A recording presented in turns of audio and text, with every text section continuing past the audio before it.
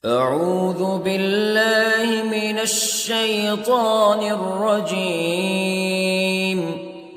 بسم الله الرحمن الرحيم. الرحمن علم القرآن خلق الإنسان علمه البيان.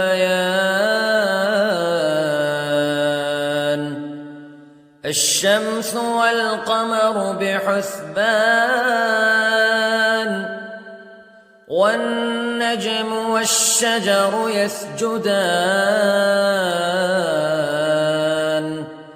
والسماء رفعها ووضع الميزان ألا تطغوا في الميزان وأقيموا الوزن بالقسط ولا تخسروا الميزان.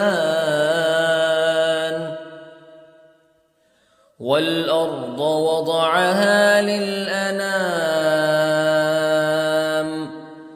فيها فاكهة والنخل ذات الأكمام والحب ذو العصف والريحان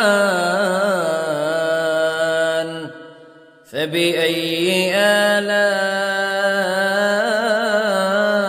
ربكما تكذبان. خلق الإنسان من صلصال كالفخار وخلق الجان من مارج من نار فبأي آلاء ربكما تكذبان. رب المشرقين ورب المغربين فبأي آلاء ربكما تكذبان. مرج البحرين يلتقيان بينهما برزخ لا يبغيان فبأي آلاء ربكما تكذبان. يخرج منهما اللؤلؤ والمرجان فبأي آلاء ربكما تكذبان. وله الجوار المنشآت في البحر كالأعلام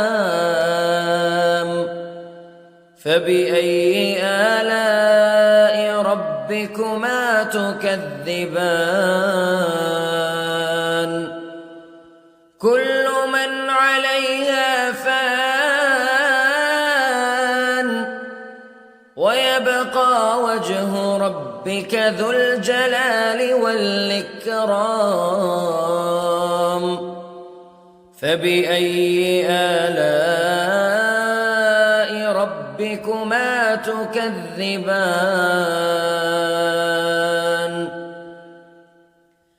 يسأله من في السماوات والأرض كل يوم هو في شأن فبأي آلاء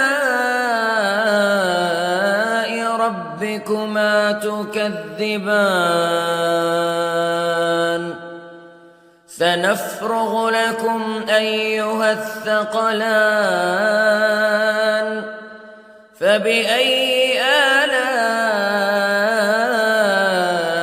ربكما تكذبان.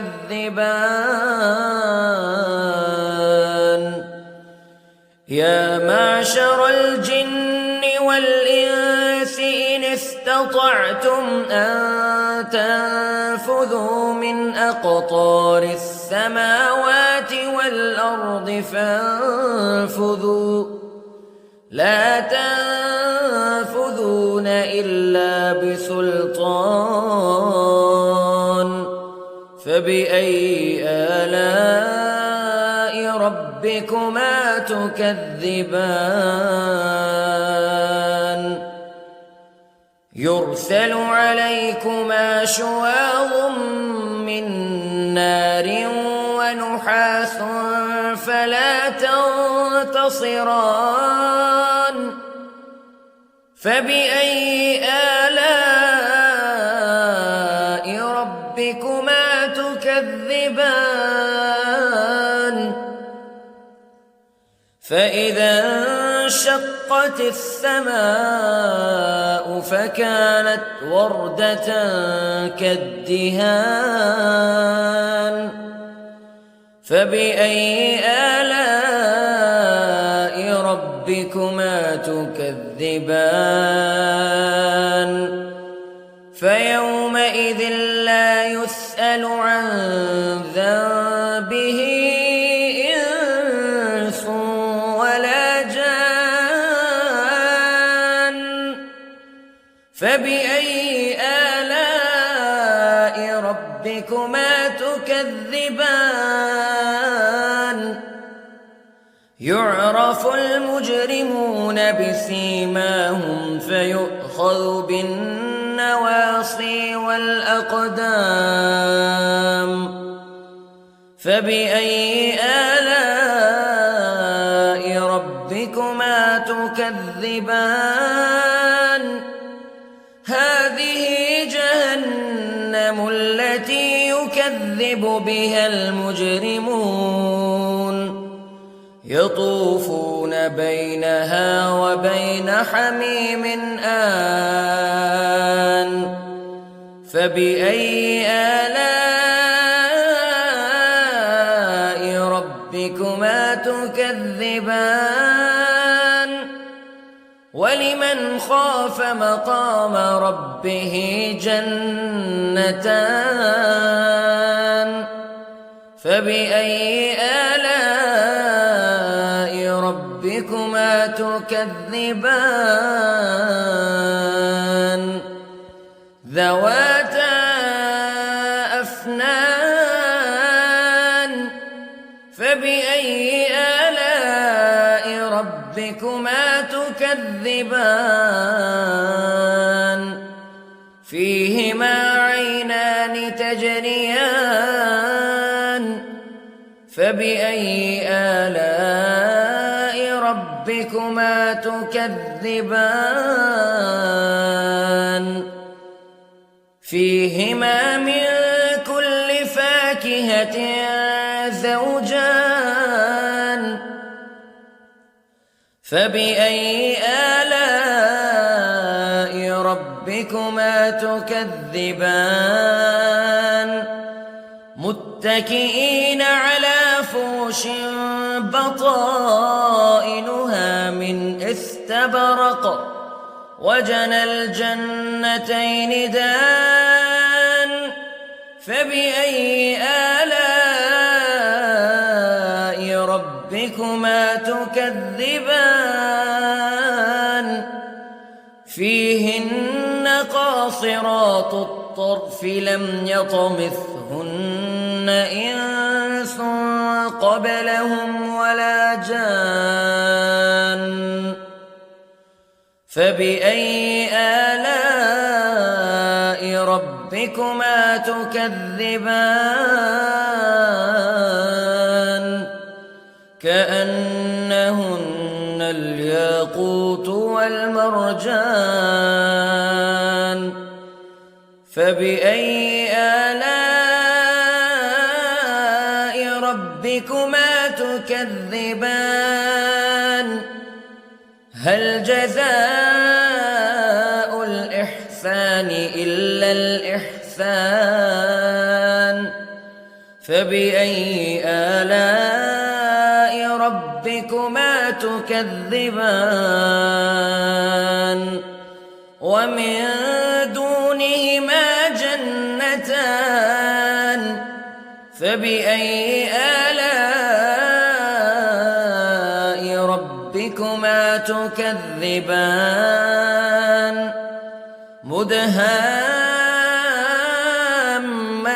مدهامتان فبأي آلاء ربكما تكذبان فيهما عينان نضاختان فبأي آلاء ربكما تكذبان فيهما فاكهة ونخل ورمان فبأي آلاء ربكما تكذبان فيهن خيرات حسان فبأي آلاء ربكما تكذبان حور مقصورات في الخيام فبأي آلاء ربكما تكذبان لم يطمثهن إنس قبلهم ولا جان فبأي آلاء ربكما تكذبان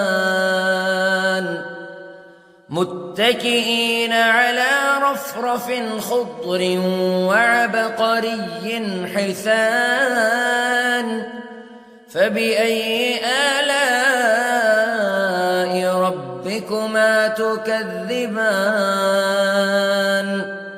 تبارك اسم ربك ذي الجلال والإكرام